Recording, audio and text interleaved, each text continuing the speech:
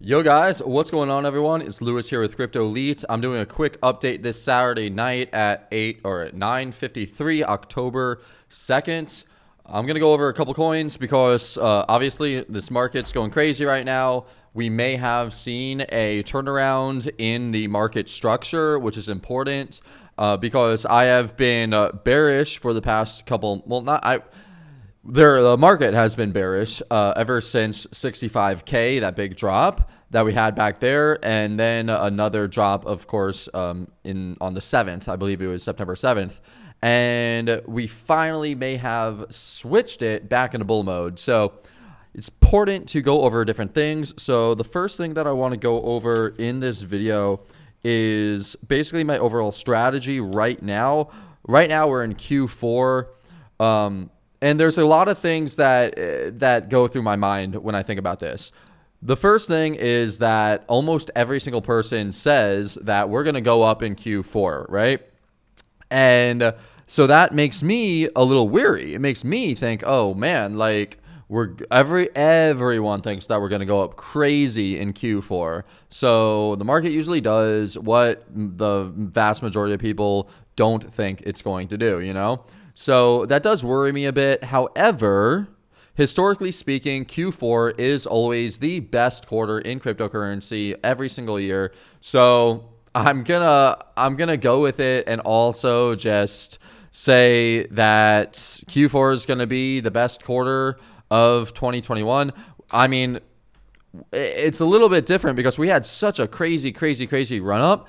But the other thing is that I think that the big population total has actually become aware of cryptocurrency at this point, because I have talked to so many people who said that this year, 2021, was the first year that they heard about cryptocurrency. It's the first year that they invested into cryptocurrency. It's the first year that they did anything about cryptocurrency.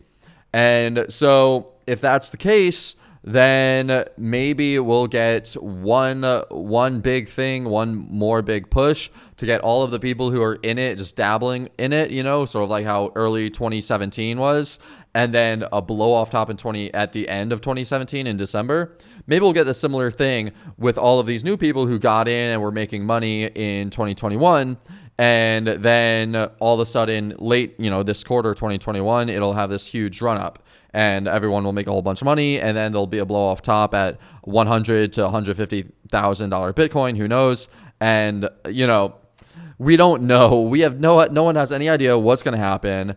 But I'm hoping that that's going to happen, and because I'm hoping that that's going to happen, and because I think that there was a structural change in the market to be more bullish, I'm going to be more risk on. And so that's a really big topic that I think that you should know about, is that the biggest one, probably the biggest aspect or concept to understand when it comes to trading is to know when to be risk on versus risk off. When you're risk on, you are risking more in your bets. You are trading bigger position sizes. You are betting more. You are putting more into the market. You are becoming more and more illiquid. You are basically being very heavily exposed, right? When you're risk off, you don't put as much in. You are very conservative in your targets. You try to get the low of the lows. You try to basically get in right up just above support, at support, and then right under the support if there's a sweep of the support and a swing failure pattern, so you could get in on that. But when you're risk on, you might have to front run the support, and you might have to front run of the support. So for example, there's the Fibonacci, and I love the Fibonacci, as you know. So the Fibonacci, normally you take it from the bottom to the top, and what you want to do is you want to get in at the 61.8, because that's the golden ratio. This is the 61.8 right here, golden ratio, right? So I would say, okay, I want to get in here. This is the total market cap, so it's not going to come back here. So let's just do an example. I don't know, Cardano, ADA, right? So let's do ADA, and let's look back when to be more risk on versus risk off. So right here, once this happened, you want to be risk off and you want to get in, and you're like, you have to say to yourself, okay, let's say you bought down here, or you bought here, or you bought here, you bought here, right? And then this happens. All of a sudden, this is a break in the market structure. So now you want to be risk off. So let's say you sell here. Where are you going to get in? Well, if you're risk off, you want to get in at the 61.8, and that's where you would go in heavy. So what you would do is you would take the Fibonacci from the bottom to the top, and you would look down to where the 61.8 is, and then you would want to get in somewhere around there. And so this is the area that you would plan to get in. And for Cardano, it looks like it's probably honestly, even for Cardano, maybe this wasn't the best example, but for Cardano, it looks like it's actually still on its way down. We have the EMAs are in a downward momentum. We're getting lower highs, lower high, lower high, lower high, lower lows, and lower low. And then finally, we broke it with this higher low. So now we need a higher high. We need to break this high right here in order to basically validate that we are now going to be bullish. If for Cardano at least, Cardano had this insane run up, so it's a little bit of a different story. But if it breaks here, closes, then we should get a retest of this major support area, and then it should, rally up, and that should be the deal. But for right now, Cardano is actually still risk off. So technically speaking, I would want to get in here also because this lines up really well with the moving averages, with the 200 moving average and the 200 exponential moving average. So honestly, for Cardano, that's what it would be. But let's look at, I think Solana maybe one. Okay, so Solana, this is one where I was very risk off after this started happening. And I actually used a bot during this period. You could see it's super volatile. It had, it would go down like 12%, and then it would come back up. Where's my little thing? And then it would come back up like 15%, and then it would drop however many percentage this is, 16%, and then it would go up. So this was actually freaking amazing for scalping. And I was actually using a bot to buy here, sell here, buy here, sell here, buy here, sell here every day, and actually made a bunch of money. So that was pretty cool. And I was going to go all in right around this level. I made videos on this. $90 Solana is the Solana.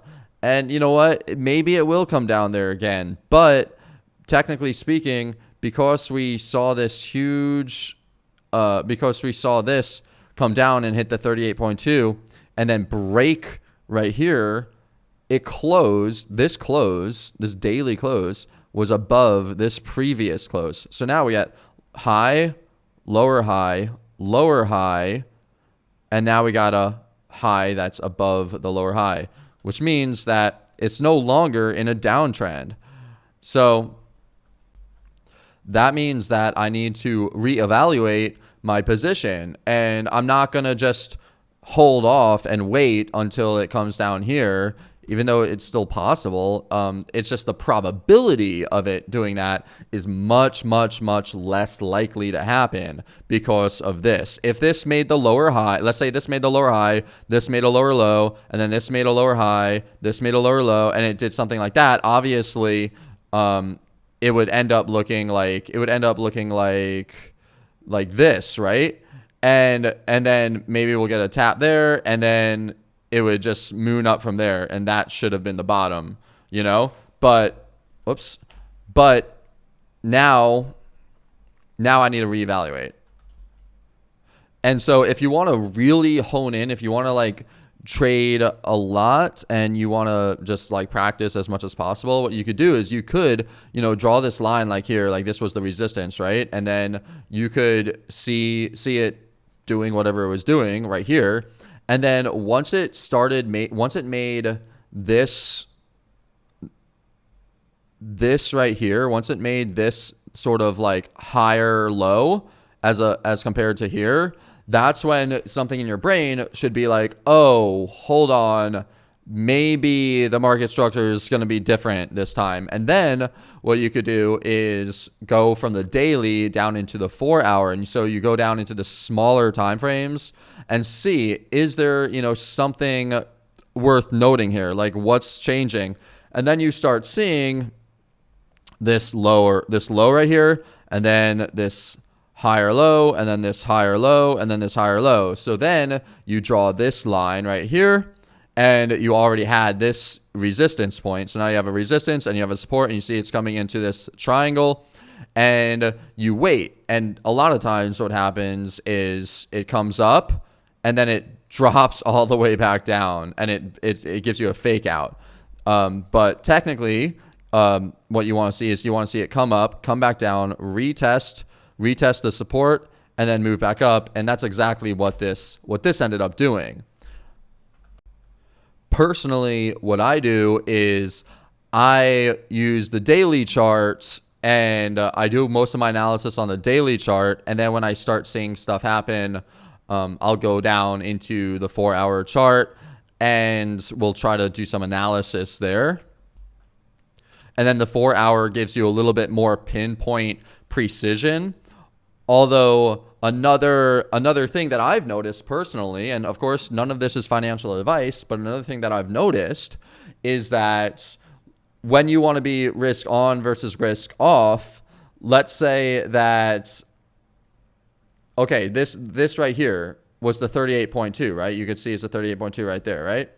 So the first thing is, like, of course there's going to be a bounce right here. Like, I knew there was going to be a bounce right there, and that was pretty obvious. And then obviously there was bounce, but then it came back up, tapped it again, and then came back and basically tapped it 4 times total. So I was thinking that it was going to come back down and crash back down. And in this scenario, like, during this whole process, I was risk off because we had this insane run up, right? So I was risk off. So I was thinking what goes up very, very high, very fast, comes back down very, very fast. And I was thinking, okay, 61.8, and this is going to be the guarantee. This is where I want to get in.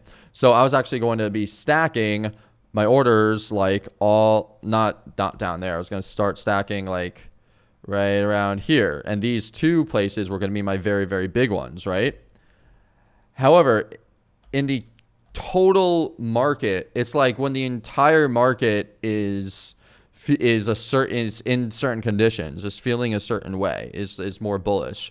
You want to be more risk on, right? So now I'm more risk on. So now what I'll do is I'll take the Fibonacci from the bottom to wherever I feel like the top is, right? Wherever the top ends up being, and I'll want to get in at the 38.2 instead of the 61.8.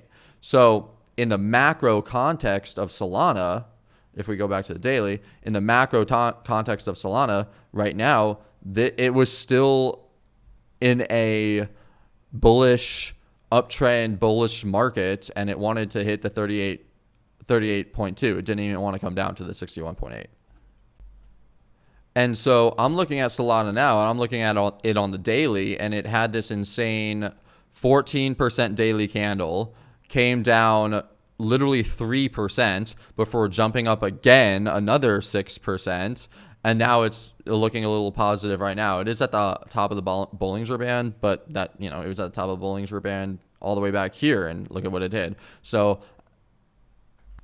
not really too sure how useful that's going to be, but you can't do anything with this on the daily time frame because it's like, it's too, there's nothing, you don't have anything. The only thing that you could do is what I always say in my trading journal cheat sheet, which is plot out the major resistance and the major supports. So here's the major resistance right here, and then the major support. Where's the major support? This was the major support, but now it's pretty much like this level right here. Let me get rid of this right here. This is the major support, and now I'm more bullish, so I got to turn this green, right? So now this is the major support. And technically speaking, if I wanted to do like a trade, like a good trade would have been getting in at the 38.2. I mean, we got in at 38.2 and then sold. But then the thing is, like, getting back in at the 38.2 wouldn't have been a bad option with like a tighter stop loss or a tight stop loss, because it's the support is support, support is support. And you always want to get in at support. Like usually, I was just thinking because it had such a big run up, it was gonna hit the support and hit it again. It was just gonna break, but it didn't. So now, what was I saying? I was saying you put the resistance in, you put the support in, and the daily. You could also say that this is, and you do it on the daily first. Ideally, you do it on the weekly, but then you go back down to the daily, and then you go to the 4 hour. So actually bringing this up, this is the weekly chart, right?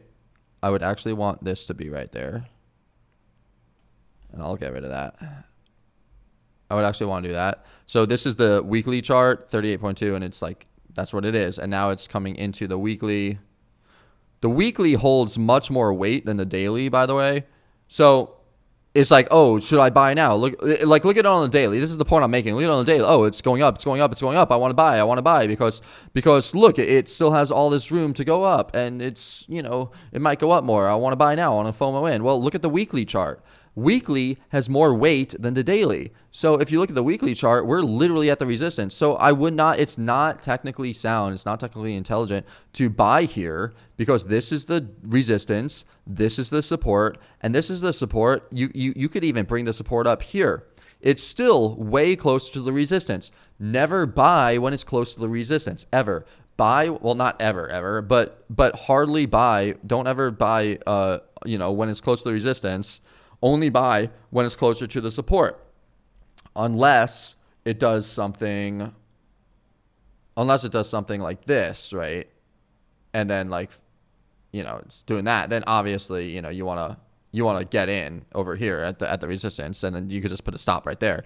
But normally you don't want to get in at the resistance levels, right? So this is why you start off on the weekly. This is why you start off on the higher time frames, and then you go down. So looking at Solana, going on the weekly, then going down to the daily, you can see we're at the resistance. So and I'll mark it.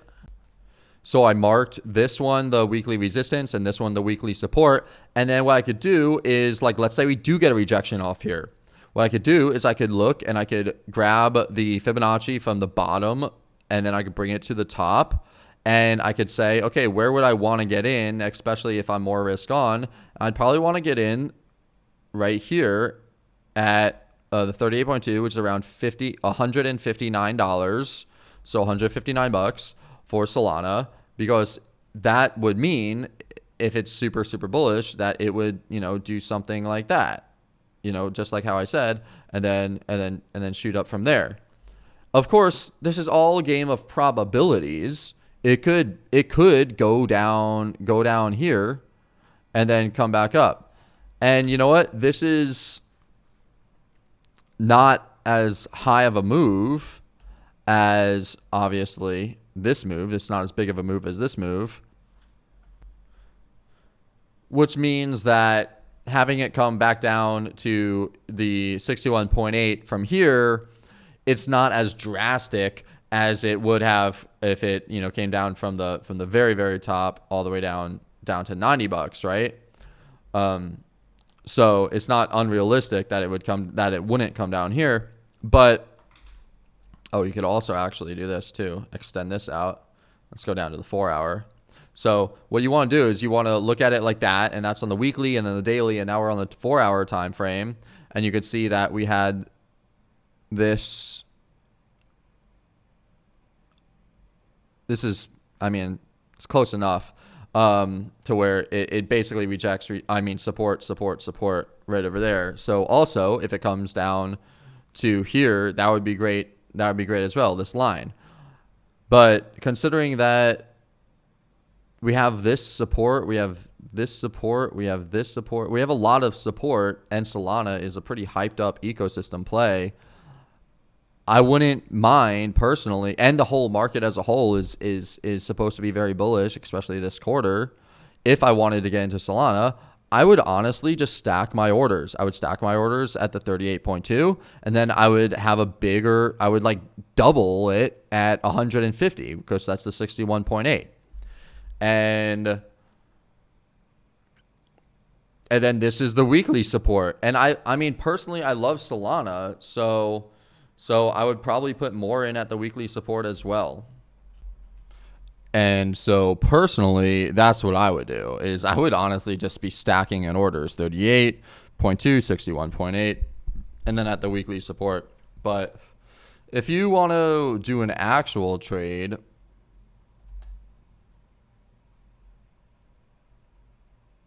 I don't know what just happened to my screen.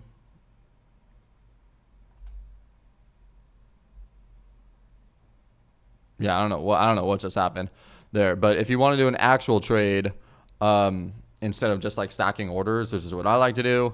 It's super easy. You just do something like this. Like you create your diagonal line, or you have your horizontal lines. The first thing that you should look at is actually horizontal lines. So right here, you could tell that support, resistance, and then a little bit of resistance. So this right here, this would be a good level. And then just under the 61.8, this would be where the stop, your stop would be. So it would honestly look something like this. And then you would aim for, oops, here it is. There you go. And then you would aim for either previous weekly resistance, it's another really good level, or you could, I would aim for the weekly resistance. To be honest, I wouldn't want to do anything, and then I would want to get back in at the 38.2 or something like that. I would want to get in somewhere else. But this would be like a standard trade, you know. But for me, I would probably just stack my orders in and wait. And of course, that's because I trade spot right now. So it's not like I have any leverage, and it's not like my account can get wiped out. And also, I love Solana. I think I want Solana's going to be my long-term hold, you know? So I only trade coins that, well, not only, but I basically only trade coins that I really, really, really like and see a really big vision towards. So that's the key with trading, I think. And I think that's what a lot of people should do, is like, if they're going to buy and hold coins regardless, they might as well trade them on the longer time frames to try to accumulate as many coins as possible, because it's better to have 500 Solana than 100 Solana, you know? So if you could do that by trading, you know, let's say you sell at the major resistance levels, like this weekly resistance level, right? You sell to aim to buy back in here. Well, that's near 9%. No, that's a near 10% gain. So you could get 10% more Solana than what you would have had. But if it, let's say it pops up here, okay, you missed out on like a 5% gain. You could grab it when it comes back down and miss out on nothing, or you could just market buy right up here, for a few percentage of what you missed. And that is a solid strategy. And so that's part of my overall strategy, being more risk on versus risk off, being more risk on in alts. And the second part that I'm getting to is being more risk on in alts versus being more risk on in Bitcoin. So would you rather be in Bitcoin or would you rather be in alts? And so for that, what I do is I look at the Bitcoin dominance chart, and you can see right here, we have had from this point, this should have been September 7th, September 12th, from here, we had this major resistance, and altcoins were just going down. The dominance of altcoins was going down. You do not want to be in altcoins basically from September 12th to right around yesterday, basically, or really today. Or, yeah, I guess it was yesterday, the 2nd. Today is the 2nd. So, yeah, today. Just a couple hours ago. Because now the dominance level for altcoins shot back up and then had this really nice retest, and now should theoretically, this is exactly, remember what I said? Look at this. Look what I just did. Solana. What was this right here? Right here. It shot up, had this retest, and then shot up. Okay. So looking at Bitcoin altcoin dominance, it shot up, had this retest, and now it's shooting up. So I actually want to be more heavily exposed to altcoins at this point. The other thing, other than this diagonal line, you also always want to draw out the horizontal lines. This is the big horizontal line. So, and look at this. So this chart right here is altcoin dominance. So it basically shows you, do you want to be more in alts or do you want to be more in Bitcoin, right? What's the better play? What's the higher alpha, I guess you could say. And so we had this nice bounce right here twice. And then we had another bounce here and then another bounce here. And then as soon as it broke through here, everyone's like, oh crap, we should get out of alts. That's usually what happens. But then it came up, and instead of just like trickling up and having a nice little, where's my little thing? Having a nice little like, oh, boom, and then down, and then retest, and then up. No, it just shot all the way up, all the way past all of these resistances, past this resistance, past all these, and literally even past this diagonal resistance, and then had that. So that is why this is like makes me more bullish towards altcoins right now. So that's why we're going to go over different altcoins. We're going to go over Ethereum, DOT, Solana, Quant, and then actually there are categories. So this is another lesson within this video that I really want to go over, is that there are categories in cryptocurrency that you need to be aware of, and you need to know which categories are taking off. So you could see in CoinGecko, it says categories, right? And you could even, I thought there was oh yeah, there is a thing up here under coins, categories. So you could click on that also, and then a website should pop up that says smart contract platforms, top cryptocurrency categories, right? Top cryptocurrency categories. And so there's DeFi, there's the exchange tokens. Those ones do pop off sometimes, actually. The Polkadot ecosystem, the Solana ecosystem, Polygon ecosystem. Where am I where is it? I'm looking for, there's the NFTs. That one, obviously, that one popped off. There's Avalanche ecosystem. That one popped off.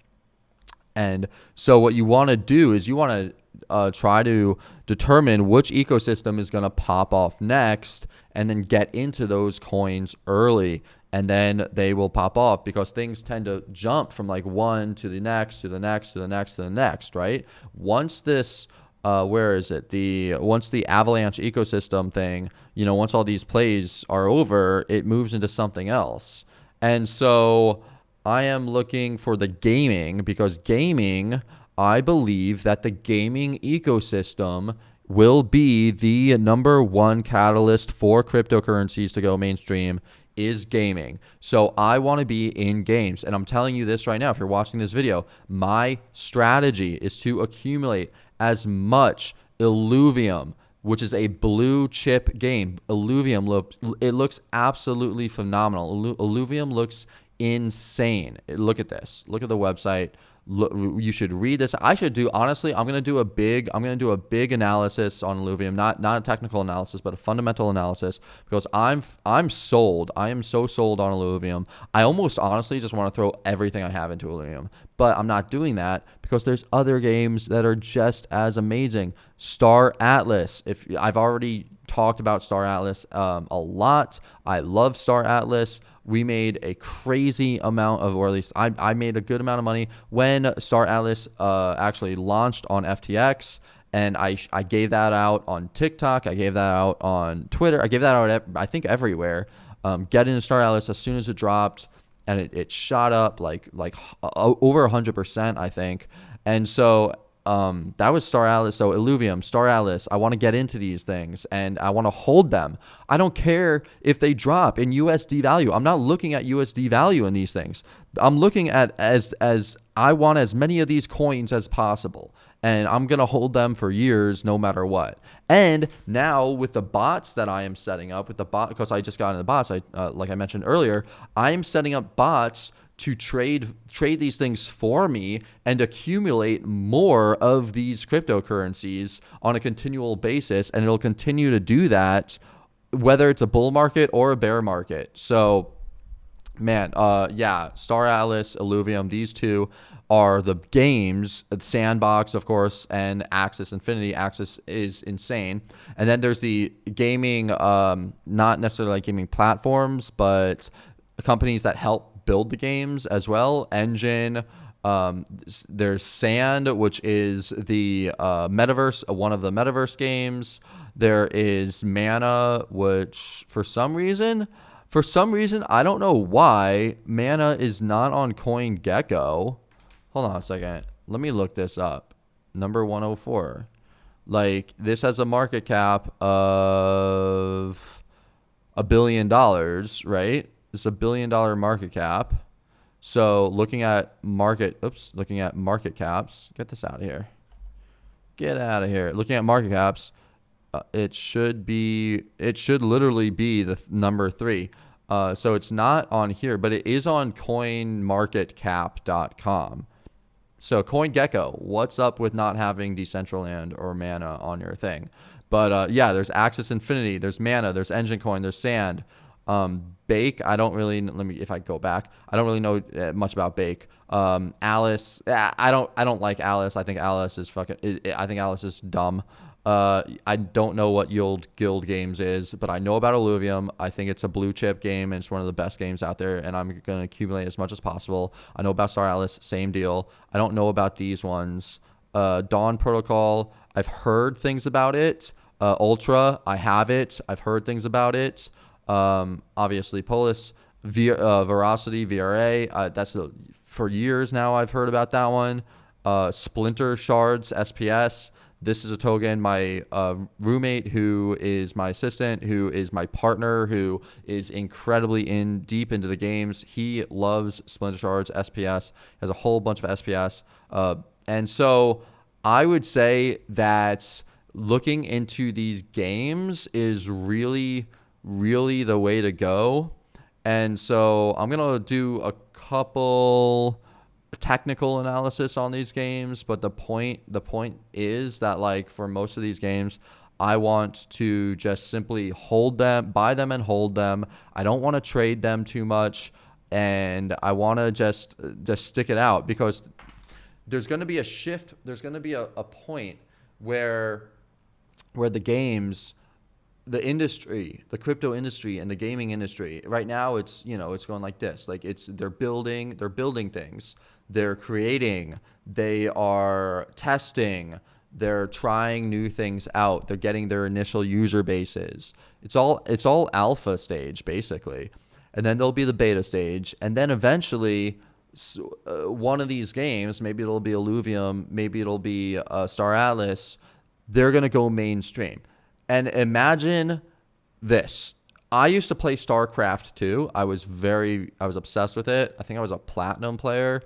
And I would spend hours and hours and hours every day playing it. Now what I do is I look at people on YouTube playing StarCraft 2. There is a giant competition. It's like, so instead of explaining it, I just found this thing. It says the greatest gaming tournament. So it's tournaments. It's gaming tournaments, and it's professional esport tournaments. And I just want to read this really quickly. It's like, professional esports is a hit. Check out the must-attend video game tournaments and championship matches taking place around the world each year. Nothing brings gamers together like a bit of competition. Whether it's World of Warcraft or the latest release of Mario Kart, these gamers engage amazing amounts, or I should say, these games engender I don't know, amazing amounts of community and togetherness. The esports craze has inspired some of the most heated competitions in the world has ever seen, and it's only getting bigger. Gamers who play Dota, League of Legends, Counter-Strike, and many others have entered the high-stakes world of competitive gaming, where tournaments take up entire arenas. Official leagues are filled with franchise affiliations, and the prize money has entered into the six figures. Arenas. FTX Arena, owned by FTX, Star Atlas, in conjunction with FTX, esports, They'll have esports. FTX Arena will have esports competitions in them using Star Atlas and other games in the crypto sphere, and there will be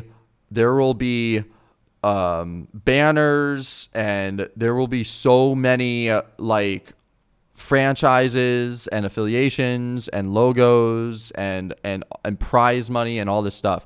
You're going to see this. So anyway, while there's a lot of money going on in esports, it's still hard to say how profitable the whole endeavor is at the moment. But one thing is for sure, though, is that the audience is there. Companies like Twitch, which Twitch is just getting bigger and bigger and bigger. YouTube and ESPN shell out millions of dollars just to win the rights to air these events. If you want to get involved in the tournament scene, the following list will help you get started. It runs down the biggest events around the globe and what competitors do to gain the right to play there. Some are open to everyone, while others are at the finish line brackets of leagues that run for months beforehand.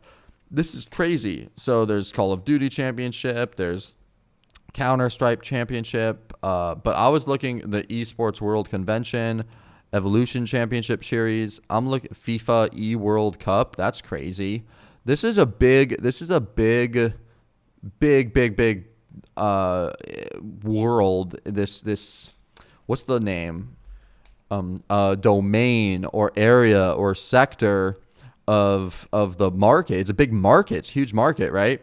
So I think, and the reason I'm saying this is because I believe that I read that Illuvium is planning on doing esports within a couple years, and this game, these are crypto games. These crypto games have market caps that are absolutely insane. The people who made these games, they have so many tokens, they have so much money. They're going the prize money for these games are gonna be so astronomical that when they jump on the scene, when these games jump on the scene, and they have a prize pool of millions of dollars, which they will have, can you imagine what every news station is going to put that up? Every gamer is going to want to play these games because these are where the money's going to be. Like, you think Fortnite has what's the Fortnite? Let me check. Looking at this, I just looked this up. Epic pledges $20 million for Fortnite esports in 2021. So there's prize pools that add up to $20 million for these games. This is not like chump change. This is like people are making a lot of money with this stuff. And when you factor in the fact that crypto games are built on Web 3.0, they're built on the internet of value. Okay, these games, these old school Fortnite was built on Web 2.0. StarCraft 2 was built on Web 2.0. All these games before blockchain technology were built on the Web 2.0, which is the web of information, and they bring in from outside sources it's a totally different thing bringing in the money. But Web 3.0 is the internet of value. So there's a lot more money within Web 3.0 than there is in Web 2.0. This is a more esoteric concept. I know Gilbert the CEO of Quant Network talks about this sometime. Let me try to see if I could find what I'm talking about. So I found this tweet by Gilbert Verdian. He says, agree with this. The internet of value will dwarf the legacy web. We are trusting the cryptography protocols and decentralized networks for the first time to create and move value. The legacy web was designed to move information. It was never intended to transact money or value. And that comes from this right here, which if you look at this picture, which comes from the article that it's referencing, it talks about Web 1.0, which had a $2.9 trillion peak, Web 2.0, which was 2000 to present, which is $20 trillion, and now Web 3.0, present to whenever, and the market cap at scale is over $139 trillion potentially. And that article is Crypto and the Consumer, The Road Ahead by M13. He goes through a lot of data. It's a pretty interesting piece. And I hope that sort of explains why I am so bullish, especially on these big blue chip games, because like if a game's gonna succeed, it needs a lot of backing, it needs a lot of potential, and it needs to be really good, right? And the market is so young. This is almost like, this is reminding me actually of when I was a couple years ago in Bitcoin and cryptocurrency, and people are like, oh, which one should I buy? Which one should I buy? And I was like, you know what? You could go into these like micro caps. You could go into these super small coins, right? But honestly, the whole space of itself, of crypto in and of itself right now, is so young and fertile that even getting Bitcoin and Ethereum, you're going to do so well. And this was obviously when Bitcoin was 10,000 down to 3,500, 3,400. It's like, just get Bitcoin and Ethereum. I thought Ethereum was the way to go, so I went much more heavy into Ethereum, and I'm pretty sure I went like all into Ethereum at like 240 or something like that. And that was like, I mean, that's how I feel about gaming. That's how I feel about these. I feel like most coins end up not necessarily outperforming Bitcoin, and you could go to the charts to see that. I mean, even let's look at Ethereum. Like, Ethereum still has not outperformed Bitcoin since the since June 2017, basically. Or I guess you could say, since the current price is let me get rid of this right here. Give me 1 second. Okay, so I guess you could say, since the current price is what is that? 0.071 sats. Really, since right around I hate how this thing is always in the way. Since right around here, this area, which was July 2018, Bitcoin and Ethereum are at the same value like as where they were in July 2018. Like, you would have been better off, like, you could have held Bitcoin the entire time from July 2018 all the way up to now. You could have been holding Bitcoin, and you would be in the same exact position. Like, nothing would have changed. But let's look at some other ones. There's let's look at Cardano, because Cardano had that huge run up, right? So there's Cardano, and by the way, I'm looking at Cardano versus Bitcoin right now. If it comes down to right here, if this happens, if we get this flush out of Cardano down to the 38.2, and we get this right here, this would be a really great entry, because it has this huge weekly diagonal support. So I have alerts here, and I have my bots set up to buy it if it reaches here, to trade some Bitcoin for Cardano here. And then you could just set a stop. Oops. You could figure out where to set your stop by actually, this is not a bad place to set a stop, right underneath here. But this is a weekly, so you should go down to the daily, and look at the daily chart, man. The 200 moving averages, exponential moving averages, and daily moving averages, plus this diagonal support. This is clearly a good trade. This is clearly a good trade. So, and if you want to be conservative with it, you could do this and get 14% more, and attempt to get 14% more Bitcoin. And you could either get 14% more Bitcoin, or you could lose 8% of your Bitcoin. So it's a good risk to reward ratio, and that's being sort of conservative. You could even bring this down, even as a 1-to-1 ratio. So here's another topic in this. This is going to be a long video. I have to cut it short soon sometime. But this is another topic, which is that the risk to reward ratio, a lot of people, they praise the risk to reward ratio. This right here, this is a good trade. This right here, it's a 1-to-1 risk to reward ratio. This is a good trade. Why? Because the probability of it bouncing off here is super, super high. You give me 100 trades with a risk to reward ratio of 1, but a probability of them hitting at 70, 80, 90%.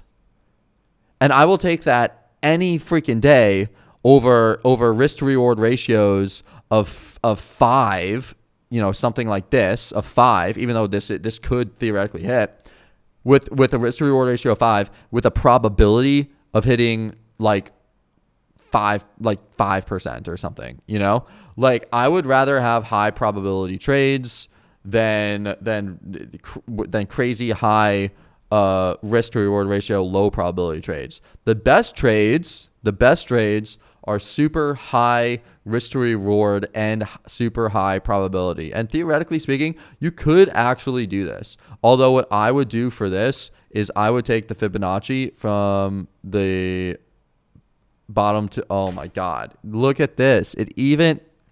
This even lines up. If we get the top right there, this lines up with the 61 point. Okay, so I am 100% getting this trade right here. I'm doing this, and I won't go back in here. But what I'll do is I will take the fib from here down to wherever it ends up bouncing. I'll just assume that it ends up bouncing from here, and then I will have my take profit be. Take profit 1 be at the 38.2, which is around 15%, and then take profit 2 be at the 61% right up here, which is 24% above where I got in. So here's a freaking good trade for you in this video. All right, guys. Sorry about that. All right, guys. So now moving on. Sorry, I got distracted, and for probably like an hour and a half, I've just been sitting here, 2 hours maybe, just totally distracted. So anyway, moving on. Let me just go through this real quick. You see Bitcoin's at the resistance. It is, it's up here, but probably wait a second. I think right here, 45,000, same thing. Ethereum, looking at Ethereum. 3,100. This is the area where I want to get in. So 3,100. Quant. Quant. This was the area. This was the buyback area right here at 263. Like, it hit it like perfectly. So you should be in quant already. But if you're like, this is very. It's like, I even said quant's gonna do what Sol was doing. This was in my video. Like, you should be in quant. Like, yeah, just personally for me, I would just buy quant right now. I buy quant and I don't touch it. Quant's my long-term hold. I try to get as much quant as possible. Like, I gave a signal literally basically from here down to here, like a huge signal, like an extra 25-30%. So it's not just like, oh, I tell you buy here, sell here, or sell here, buy here. Like, you have to do it on your own, Like, this is why I say, like, take the course, learn technical analysis, understand these markets on your own. Like, you're not gonna, if you're not actively managing, like, your own portfolio, like, if you see this, if you short it right here and it goes all the way down here and then it pops up, like, take your profits, take the profits and get back into it, because you want as much quant as possible. That's what I want, as much quant as possible. So quant is something that I would just buy back. I would just buy back in. I wouldn't wait. Anyway, I'm gonna have to go soon, so I'll just end this on Atlas right here. Atlas, like I've mentioned, it's my favorite. Well, it's not my favorite, but it's one of my favorites. So I'm buying it here, and if it comes down here, I'm gonna buy more, and I'm just gonna hold it. I'm just gonna hold it for like a long time, at least until it comes up here. Then I'll sell some for like 128% or more, and then I'll buy back, along the way. But that's gonna be for Atlas. I just did Sol, I think, And I don't know, ILV. I mean, ILV is Illuvium is literally all. It's like, it's so early in this. So for Illuvium, this is obviously the resistance. Now it's the support. So I would try to get in. Oops, I would definitely try to get in here, and like I would literally aim like these would be my targets for Illuvium. So I'm gonna end this here because I gotta go, and I'll make another update later. So peace out. Keep on stacking those stats, making those gains.